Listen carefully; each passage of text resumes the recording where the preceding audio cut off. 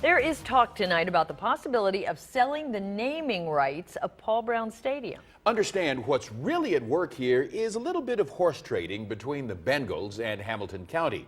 9 on Your Side reporter Tom McKee has been digging into the details and is live with what he found. And Tom, this sounds intriguing.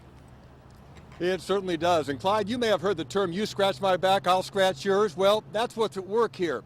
Phase 2 of the Banks calls for a building that's 8 feet taller than the Bengals lease allows. The Bengals say, sure, go ahead and build it on one condition.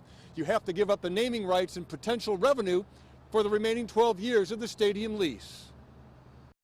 It's been called Paul Brown Stadium since the Bengals began playing there 14 years ago. The county gets no revenue from that, but it might if naming rights were sold to the highest bidder. That's why this letter suggesting trading 8 feet at the Banks for naming rights is falling on deaf ears. No way. It's not something that we need to be giving up. On its face is really a ridiculous request. The county's lease with the Bengals has been termed one-sided because of all the costs the county has to pay. Right now, that includes a new scoreboard and most of the cost of maintaining the facility. If the naming rights were sold, the county could get some of the proceeds to help defray those expenses. There's potential that we could make some money off this, and I don't want to give that opportunity up, especially since the taxpayers have given so much already to the stadiums. Bengals attorney Stuart Dornett told me the way the lease is written, a company would have to pay $38 million over the next 12 years for naming rights before the county gets a penny.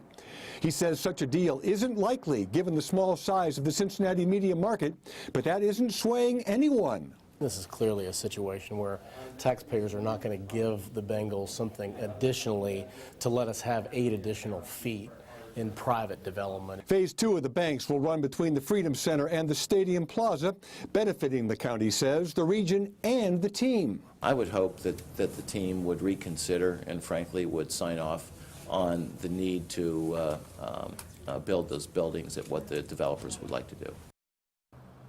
Now, Dornett told me the team would certainly like to continue discussions on the issue. Of course, there's big money in play here. For example, MetLife Stadium, where the Super Bowl is going to be played in New Jersey in a couple of weeks. Naming rights, $400 million for 20 years. Markets closer to ours, St. Louis, Edward Jones Dome, $32 million for 12 years. And Heinz Field in Pittsburgh, well, $57 million for 20 years.